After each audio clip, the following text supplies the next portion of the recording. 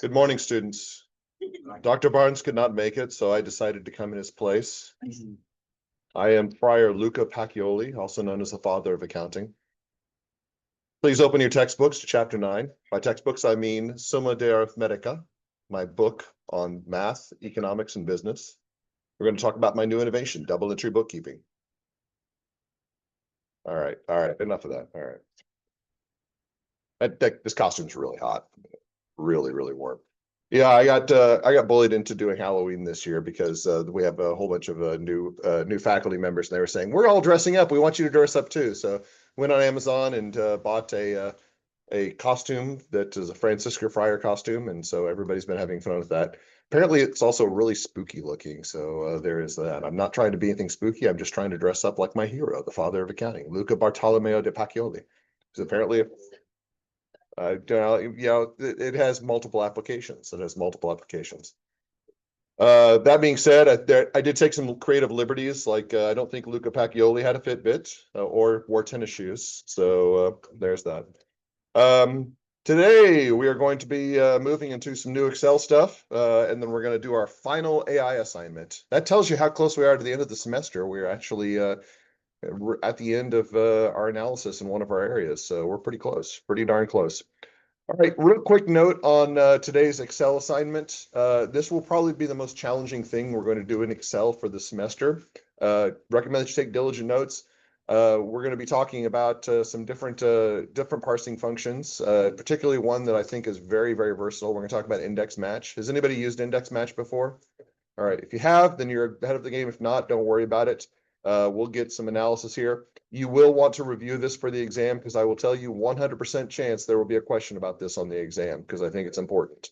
But let's start out talking about some Excel tips and tricks that might be relevant to you. So hopefully you have the Excel 8 data set opened and got this listed. So we're back to our all instructor ratings. And we're going to do some parsing of this information so we can do it for presentation purposes. Now, some of these little tricks, these are going to be things that are mostly just presentation tools. And when I say presentation tools, they're things that are very simple to do, but if you don't know how to do them, they look really cool. So you are held by an implicit oath.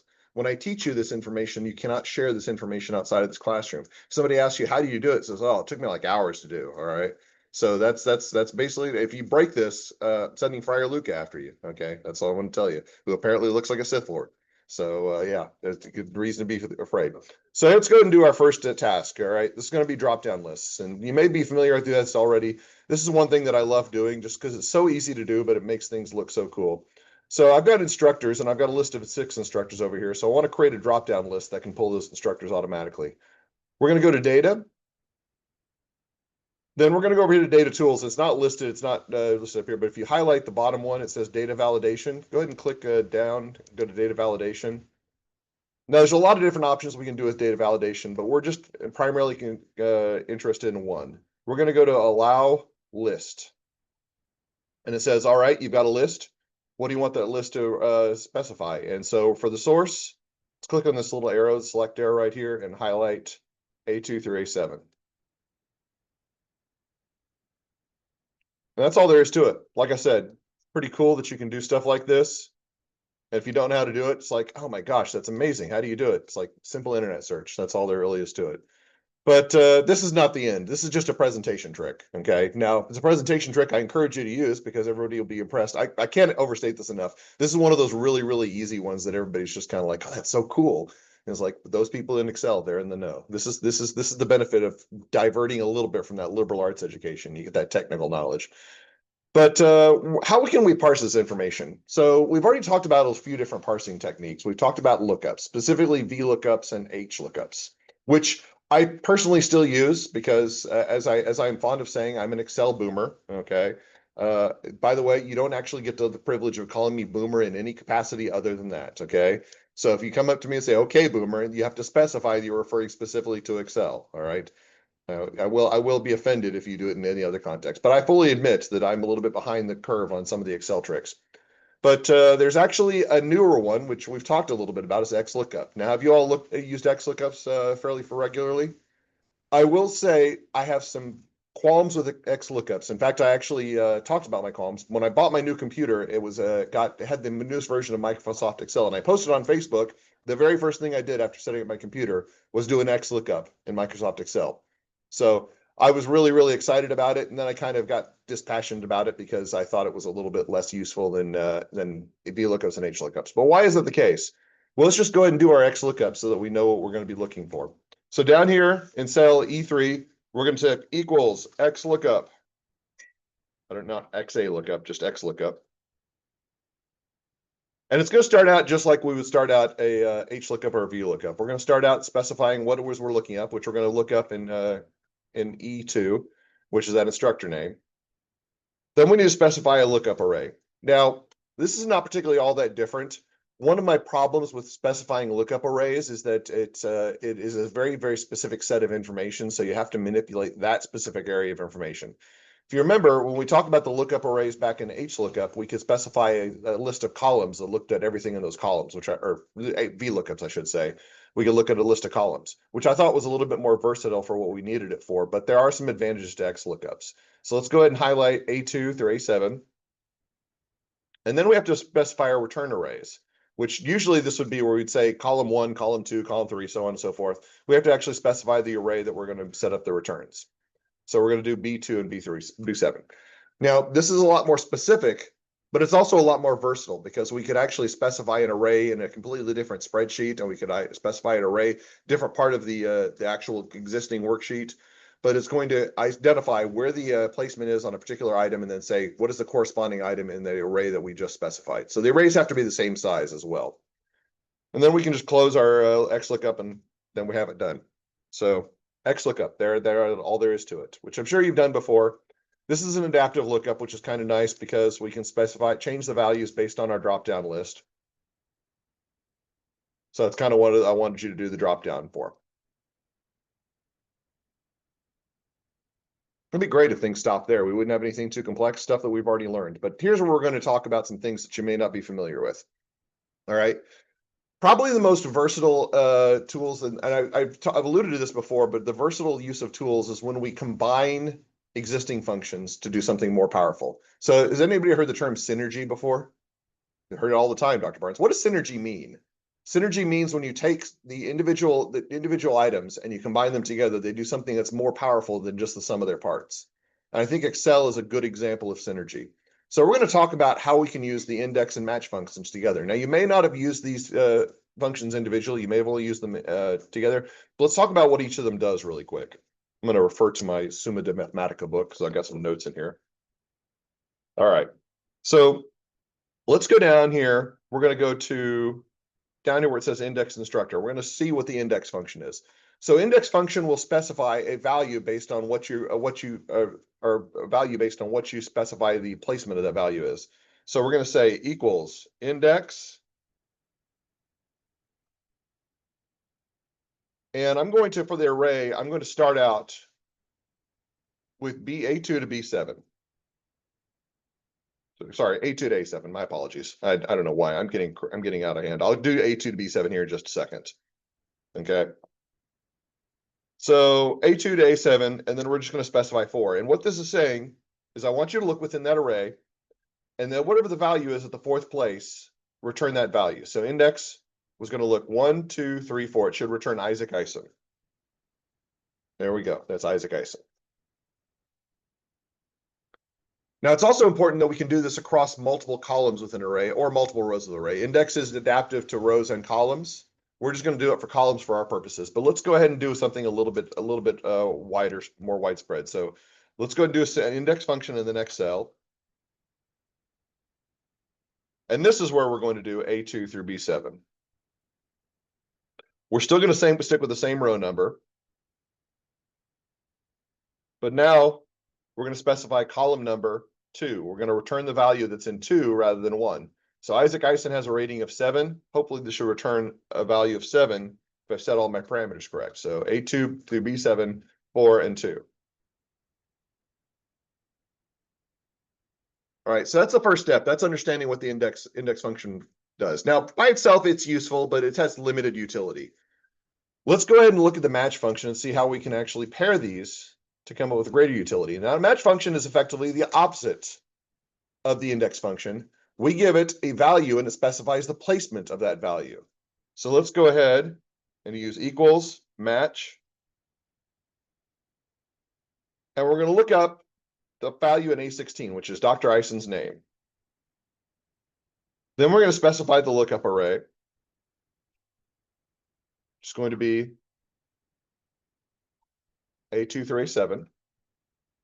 And we've already established this. Oh, by the way, Mike, we also need to put in a 0 here.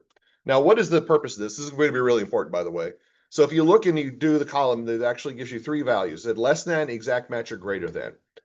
For text inputs, we always want to put in 0. This is one of those examples of fuzzy matching that we talked about with VLOOKUP that Excel is really, really bad at. So if we don't specify 0, then we could get results that are not going to be consistent with what we want. So we always want to put input 0 here. So match A16, A2 through A7 equals 0. This should equal 4 because we know Dr. Ison's name is 4th in the placement list. And sure enough, it is, okay?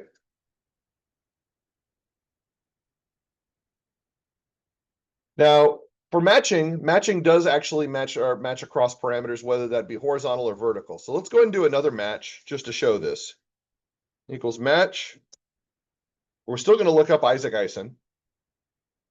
But at this time, we're going to look up in this horizontal array. So same format as before, except we do A19 through F19. And again, it's placements 1, 2, 3, 4.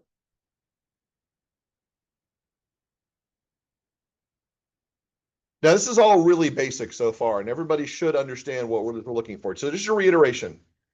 Based on a value, we can return a result for index. Based on a placement, we can return a value for match. So they do opposite things, which means that if they do opposite things, we can combine them to do something very, very potent.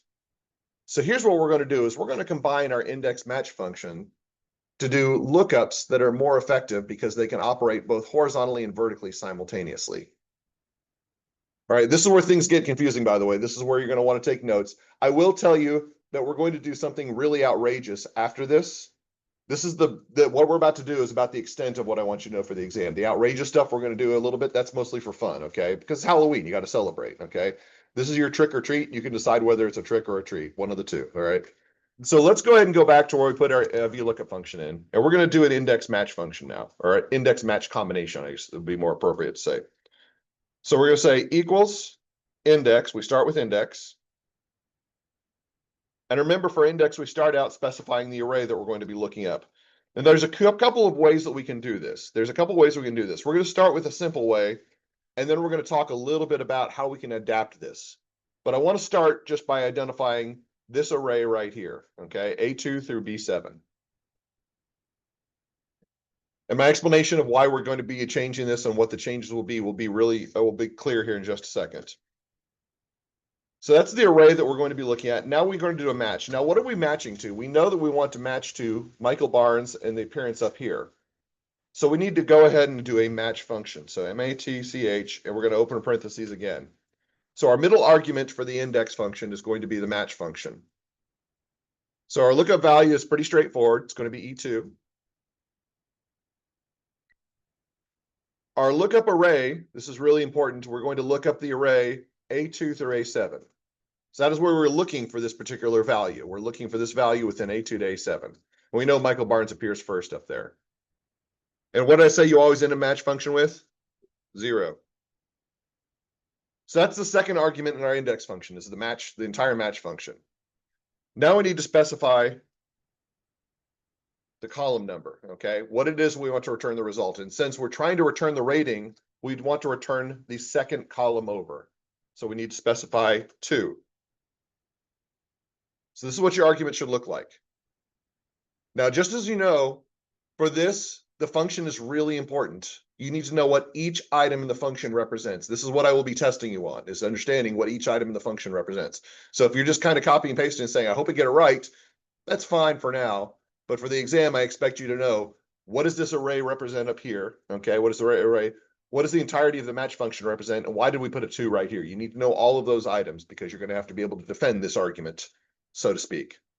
But You'll notice that we got a value of 4. If we change our inputs here, it should change our value accordingly.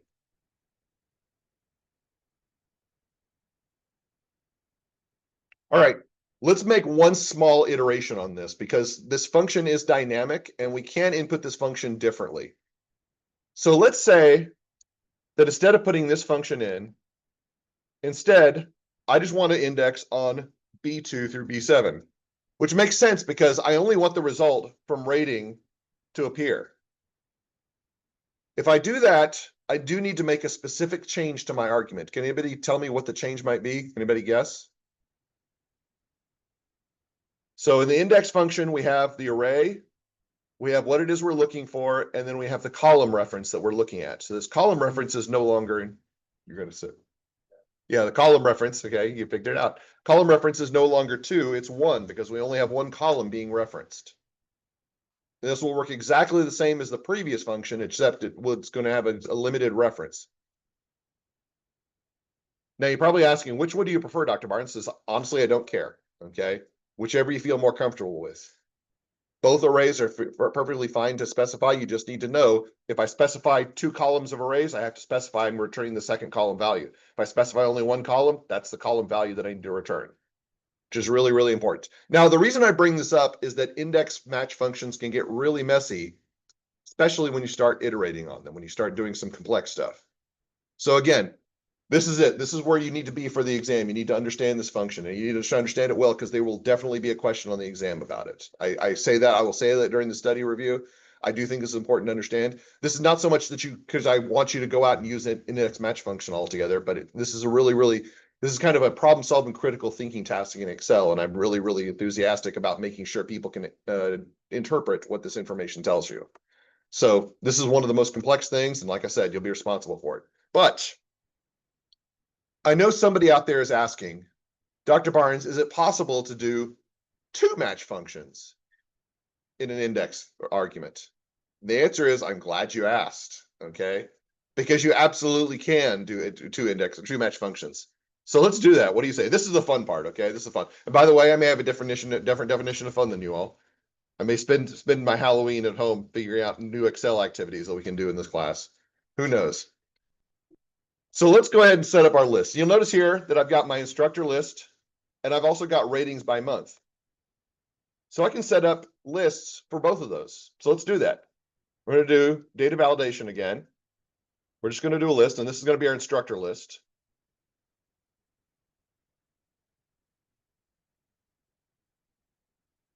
There we go. Let's do the same thing for month. Drop down data validation, select list. And then for your source, you're going to highlight B2 through E2. So the ranges of months.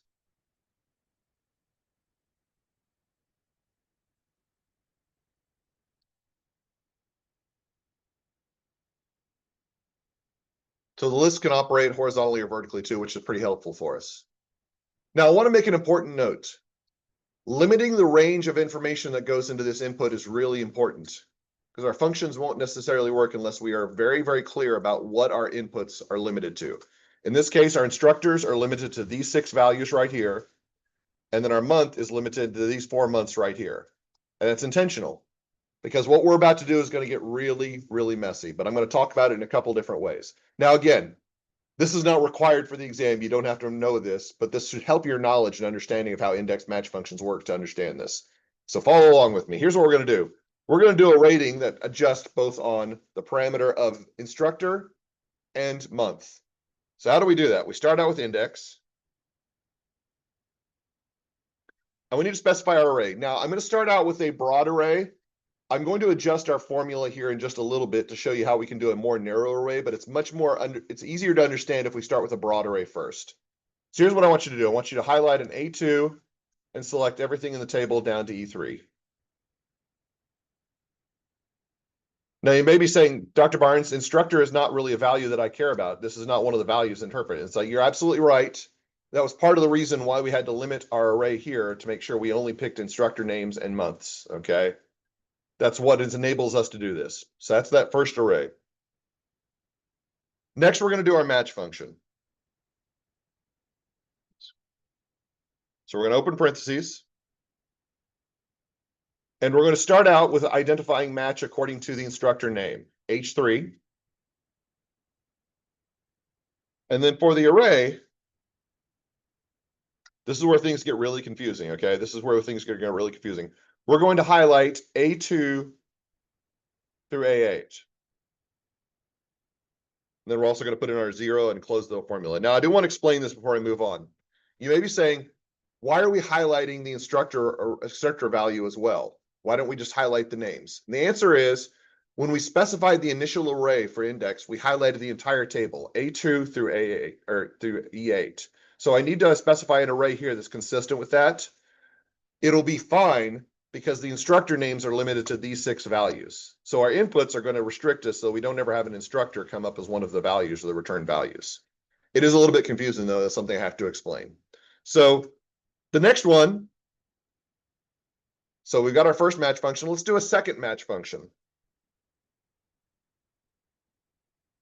And this one, we're going to look up H4. So this one's actually specifying our month. Our lookup array, again, is going to start at A2 and move all the way over to E2. And then we're going to put our 0 in and close our argument. And then we need to close our entire argument, our index argument. So this is what your formula should look like. And if you did it correctly, you now have a lookup tool that adapts to both value and month, or to name and month. So look at Stacey Caden, starting out strong in August and September and November. She's just kind of given up, I tell you, right there. I don't know about you guys, but I kind of find stuff like this really cool. If you think you're really cool, you're a nerd like me, so congratulations, all right? Now, I do want to talk really quickly. So there may be some confusion about the way the table is set up, and this came up the first time I did this setup. So let's talk a little bit about the parameters of the formula. So the index array, do we need to specify the entire table? And the answer is no. I do this because specifying the values in the entire table make it very, very clear about what it is we're looking at. But we can limit this and restrict this to some degree. So let's go ahead and highlight that index function again, that index array, and let's just select B3 through E8. Now, if that's the case, we do need to adjust our match arrays as well, because our match arrays need to be consistent with our index array. So for our match array, we're going to change this from A2 to A8 to A3 to A8. So in other words, we're matching according to this one right here and providing a consistent value based on what's next to it to the right. We also need to change our second match formula from A2 to E2 to B2 to E2. So we're leaving the instructor value out of the table altogether, which for some of my students who've done this in the past, that set their minds at ease because they were really having real problems with the instructor being in the array. So can we set it up differently? Absolutely. But it does make sure you do have to make sure that your arrays are consistent with one another.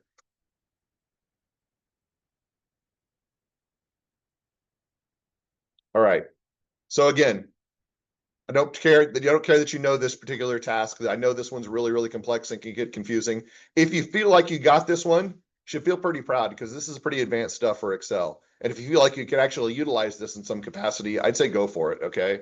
This is the stuff that really makes you feel proud about being able to use Excel. You feel like an Excel super user. I was just happy being able to do basically the VLOOKUPs. And when I started doing this activity, I was like, oh my gosh, I'm going to blow some minds. And hopefully I didn't, well, I blew my mind. That's all that really mattered. But yeah.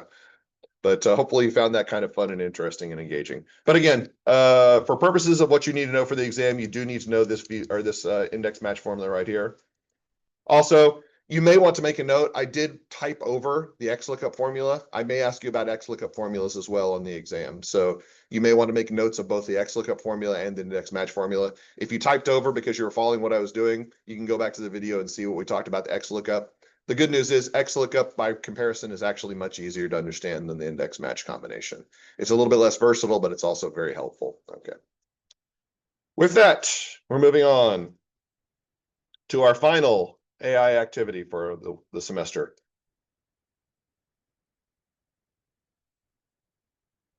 So one of the problems that I found with AI tools is that the ethics exploration tends to be really problematic, and there's a lot of different dimensions with respect to ethics exploration. So one issue that we talked about has to do with the use of AI tools. So has anybody followed this in the media about the use of AI tools for improper purposes? There's a lot of things going around about how many people have heard of Tilly Norwood? If you've not heard about Tilly Norwood, you should probably investigate that because it's fascinating. So Tilly Norwood is an artificially generated AI actress that a lot of people have been very, very excited about, a lot, especially a lot of production companies, because they basically can set up the parameters for whatever they want this actress to do. And so a lot of people, particularly those in the arts and those in drama, are very, very concerned about the ethics of using an AI actress in this particular capacity because it actually takes away jobs, takes away the well-being of people who would otherwise be operating in that. And we're starting to see that in a lot of different areas. That was just one of the most visible ones that's kind of igniting a firestorm, and people have very strong opinions about it. Something that's a little bit closer to home. So do any of you have classes where your instructor has specifically said you are not allowed to use AI tools in this course? Why do you think they're saying that? Do you think that they're saying that because they want to make your work harder? Likely not. A lot of it has to do with the fact that if you use AI tools in the course, you bypass the learning activity. I read an article very recently, which was fascinating, talking about how homework is becoming obsolete because of AI. So this is mostly for the secondary and high school levels, but a lot of students are taking their homework, which is now being assigned via computer or being via some sort of a network system, and they're just taking screenshots, pasting it into Copilot, and coming up with answers. Now, I don't exclusively prohibit that in this class. I don't say that you can't do that, but what would be the problem with doing that in the college level course? You're not learning anything, okay? In my auditing class, I actually have my students, when they answer multiple choice questions, they have to provide me an explanation of the answer. And the reason I started doing this is because I wanted them to get more adjusted to how to actually think about these complex subjective questions. And when I first started doing this back in 2021, my multiple choice scores on my exams rose massively. And then past semester and a half, I've noticed that my multiple choice scores have kind of leveled out. And in particular, there's been a big disparity between some students and the others. Like basically, I've been having gaps of like students getting like 80, 90% of multiple choice and then like 30, 40, 30, 40%. And the interesting thing is I look at the answers and I say, wow, these answers are really, really good, but they don't match the performance on the exam. And I think I figured out why. I think because some of my students have started using AI tools to answer these subjective questions. The AI tools will give you very, very good answers. And if you read those answers and try to make sure you have gained their understanding of them, you gain knowledge. But what if you don't care about what the understanding is? You just copy and paste what the AI tool says into your homework. There's a big difference between that. So that's kind of one of the ethical problems that we're talking about there. Also, it has something relevant to this area, something we probably need to talk about, has to do with whether or not AI tools can actually employ ethical techniques on their own. How many people were at the presentation on Wednesday?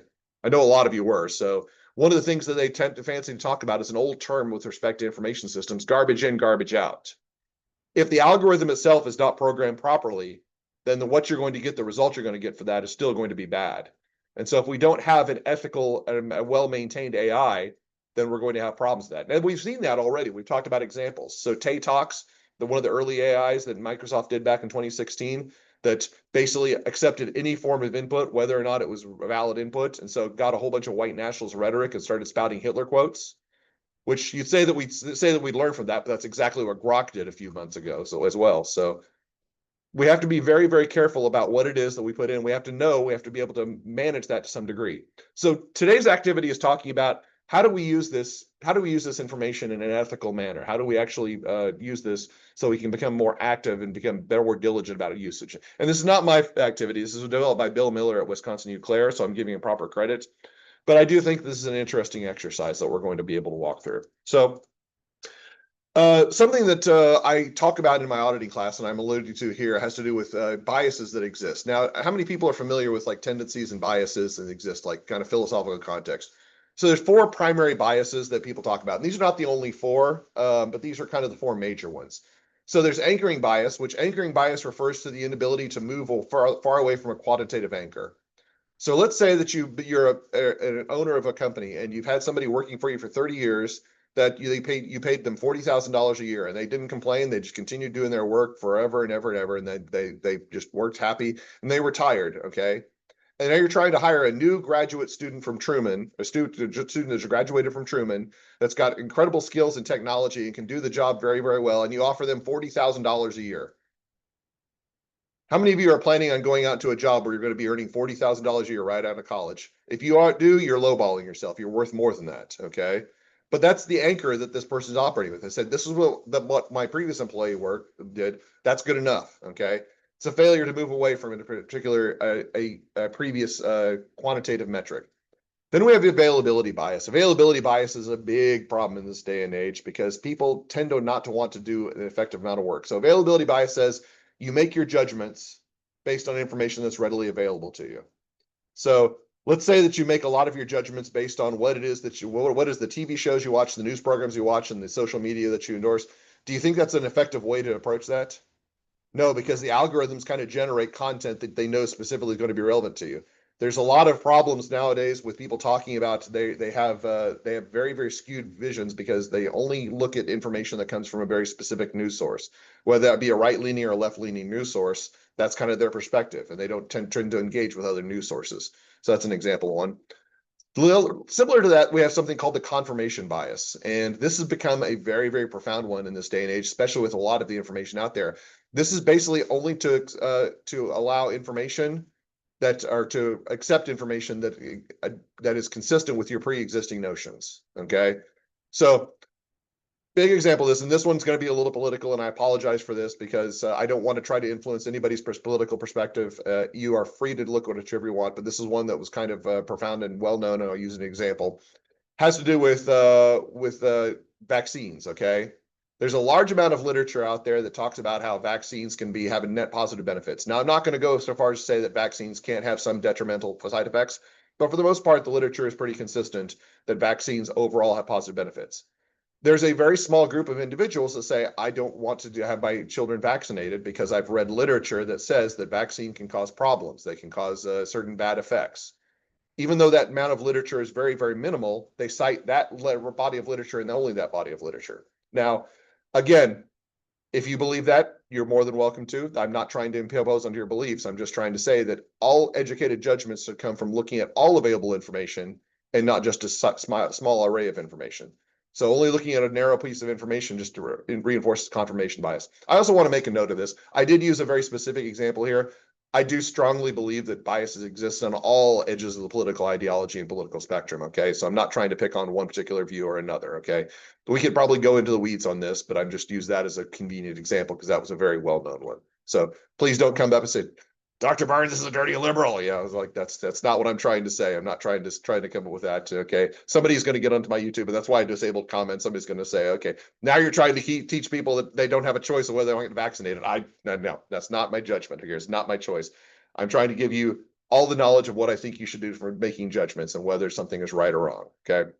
Finally, is the overconfidence bias. Okay, so how many people in this classroom think they're above average? Nobody wants to raise their hand. So if it was just this classroom and everybody raised their hand, I'm going to have to tell you that half the people in the class are wrong, okay?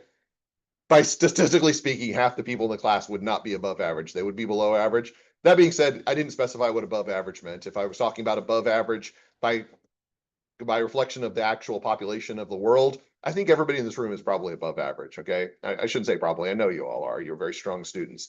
But we tend to put a lot more value into our own confidences than we do. There's something called the Dunning-Kruger effect. Has anybody ever heard of that? So the Dunning-Kruger effect says that we internalize social knowledge as our own. So we believe that we know more than we actually do. For example, how many people think they know what a toilet does? Says, yeah, I can explain a toilet to you, Dr. Weinstein. I could do it. And then you're like, all right, it's a good point. I know you press the handle and then something happens. That's about all I know. Okay. So you know how like the flow in, like there's a pool of water in there, and then basically that creates a pressurized decompressurization where the other flow of water comes from. So that's why it goes down. I can't even explain it really well. I know a little limited about it. How about this? Okay. How many people think they know they could explain a zipper? Yeah, so explain the mechanics of a zipper. It's like, oh, well, I use one every day, but I've never really thought about it. That's the Dunning-Kruger effect. We have a lot more confidence in our own abilities than we probably should, which I don't want to say that you shouldn't be confident in your own abilities. They're going to say that you probably have some knowledge, think you have some knowledge you don't actually have because it's socialized. So that's kind of an example of this overconfidence bias. So we want to be very aware of these biases when we're doing this. So let's go ahead and talk about a prompt that we can put into this tool to kind of give us some ideas of how we can approach this. So here's the prompt I want you to use. You're an expert in the field of ethics and cognitive biases. Please prepare a table of 3 columns. In the first column, list the following cognitive biases, the ones we just listed. Provide a definition for each bias from a business person perspective. And the third column, provide a risk to each business person on the work they should fall victim in their work that should they fall victim to the biases in the first column. So go ahead and put that into Copilot real quick.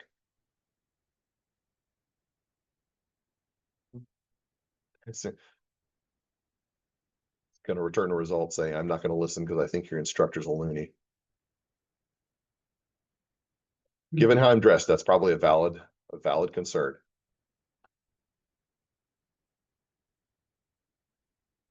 All right.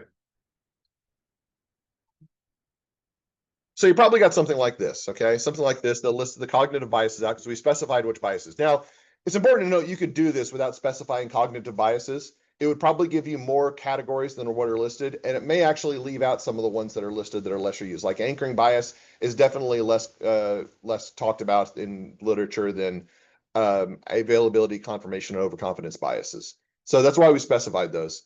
Some examples of this that we could actually go into a little bit of detail to. So do we think this was necessarily for our benefit? I mean, we just talked a little bit about what the biases are, and I think everybody probably figured out what was happening. They conceptualized this pretty well. Part of this was just kind of to clear out the conceptualization and have a platform to operate with. But part of this is to actually prime the AI tool to think about these as we move forward. Because as we know, the AI tool can be subject to existing biases as well. So we want to make sure not only are we free from bias, but our AI tools are free from bias as well, and that we can identify when that exists. So let's go ahead and move back to our slides. Okay, so here's an example of the bias. And this is kind of the table that I created when I first created this assignment last semester.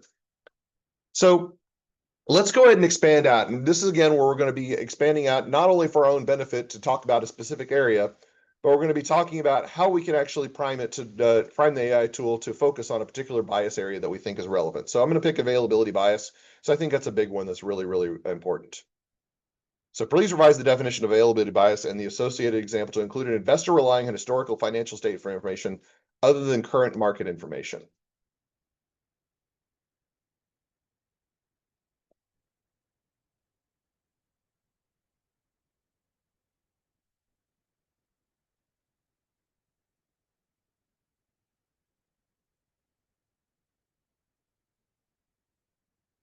So this one's kind of interesting because it does adapt a little bit. It starts out with its own definition and it uses what we talked about as an example. All right. Now, do we think that this is something that investors might be subject to? Probably not in this day and age. I think we probably are well aware that we've got active updated data that's going to give us a much better piece of information. But if we're talking about somebody who's older, is not necessarily into technology as much as we currently are, then they may actually look at historical information and say that's a good judge. So can we make an argument that this is probably a problem with older investors, people who are not adept at current technology tools, like don't have the latest apps on their phone, like Robinhood? Waiting for nods, but I'm not seeing as many as I'd like. Okay, all right, good. All right. Let's try to vamp there. But anyway, so yeah, that's kind of something we can look for. It's something we should be aware of. And again, we're specifying a particular area of awareness for our AI tool. And then we can go in a little bit further because when you look in Copilot, it actually says we can add more examples for each bias. So we can go into a little bit more detail on that. And then it would provide additional examples that we can list out within their table.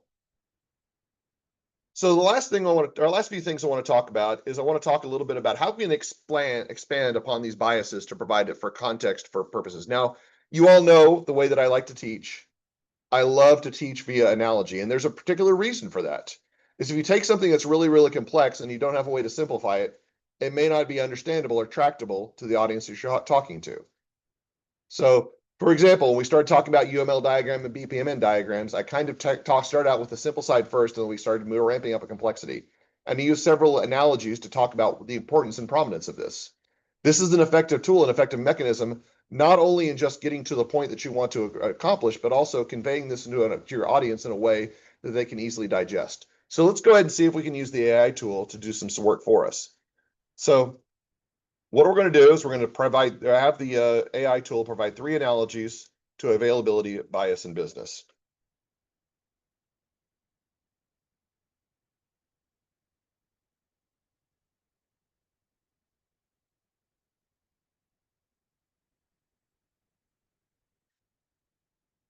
And depending on how your tool is working and how it's operating, you're going to come up with different items. So I think the ones that I came up with are completely different from the ones that I came up with last semester are completely different from the ones that are listed up here. I really like this one that it came up with on the current listing, saying judging book by its cover repeatedly. So we've already talked about the nature of mistakes, and does anybody in this room just terrified of making mistakes? I hate making mistakes, but I made a lot of them, okay? Which is why I'm a really smart human being, because I make a lot of mistakes. So we know from learning from mistakes, and this is effectively this is talking about it, saying, look, if you don't learn from mistakes, then basically you're not making any kind of progress or accomplishment. You're not learning. So that's something that I tend to focus on pretty heavily. It does talk about weather forecast from yesterday's sky, which is consistent with the idea of historical information that we operate with. So let's go ahead and wrap up and do some stuff that we think that can be relevant. So let's go ahead and put in a few new prompts. So you can do these on your own, but let's go ahead and do another prompt about how does availability bias relate to the design implementation of internal controls in the accounting information system. Yeah, you knew it was coming because we've been talking about internal controls all week. You knew I had to do something with it. So there we go.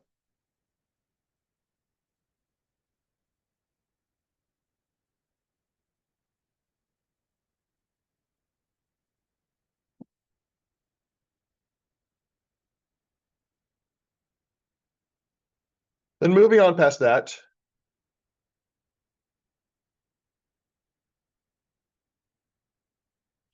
let's go ahead and go to our final prompt, which is on the second to last slide. Can you provide a real life example where business fell victim to an availability bias?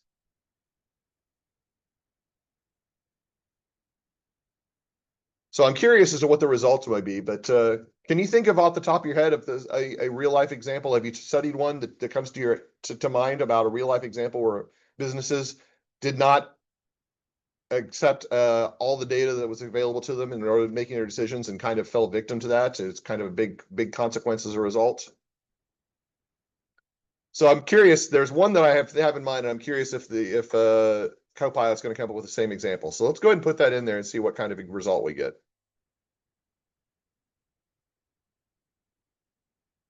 Well, this is an interesting one. This is a new one. So this has to do with investor historical data on Kodak.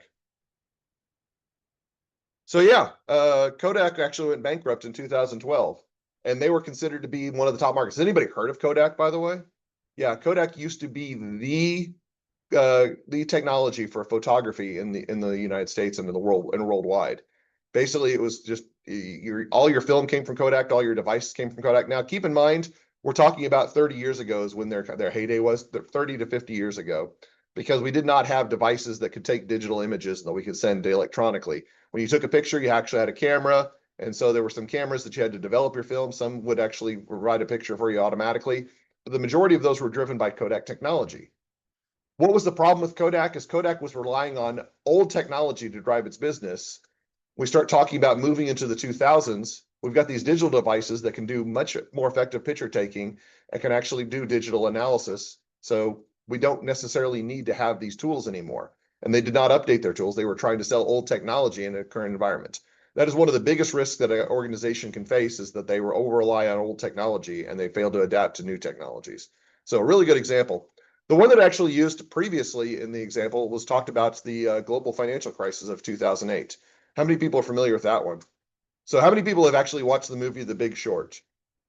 Okay, so if you've not watched the movie The Big Short, this is kind of a assignment without any points. Go watch the movie The Big Short. You'll thank me for you did. Okay, it's actually by the man who directed Anchorman and Talladega Nights. Wrote and directed it. His name is why am I blanking on his name? Okay, I can't remember his name, but he collaborated a lot with Adam McKay. That's it, Adam McKay collaborated a lot with Will Ferrell back in the day. But surprisingly, Will Ferrell's not in this movie, as weird as it is. So it's about the global financial crisis of 2008 and talked about what happened with that. So a little bit of context for that. If you're not familiar with the global financial crisis, basically there was a massive collapse in the US housing market, which affected the global economy. And everybody was saying the housing market will never fail. It's never failed in all of human history.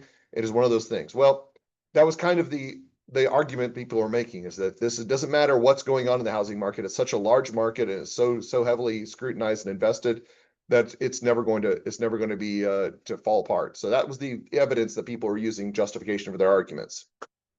What was going on in actuality is that credit was being extended to be basically anybody who could sign the paperwork. So people who had credit ratings of like 200 were getting home loans. They were getting home loans that were ridiculous rates, like 20% mortgages. So there was no way they were possibly going to hold on to it. But they were talking about risk to defaults through the roof. Like basically anybody who could actually sign a piece of paper could get a mortgage, and most of those individuals were going to default on their mortgages. What happens if enough defaults occur? So default is basically when somebody says, I know I'm in debt, I can't pay that debt, so I give it up. I'm not going to even try. If a default occurs, that's a bad time. That's when the loan becomes uncollectible. Now imagine if you had a whole bunch of debt. Let's say that every single person in this room owed you $1,000, and half the people in the room said, I'm never going to pay you back. You'd probably be a little bit bummed about that, and your personal finances would probably take a big hit. That's effectively what happened. That's a simplification, but everybody said there's no way the housing market will fall apart, even though we had all of these inevitable conclusions coming up. And some very, very savvy investors identified that this was inevitably going to happen. That's why it's called a big short. They took a short on the housing market, and when it fell apart, they made billions of dollars. So yeah, fascinating stuff. That's a very, very poor presentation. I will tell you, the movie does a much better job of it, but that's where we don't use available information, or we only use available information and don't go a little bit more in depth to actually make our decisions. That's a real danger that we face. So yeah, that kind of wraps up about how we can actually use tools to make better judgments in that regard. The biggest takeaway here is you need to go watch this movie. So, all right, have a wonderful weekend. To see you all on Monday.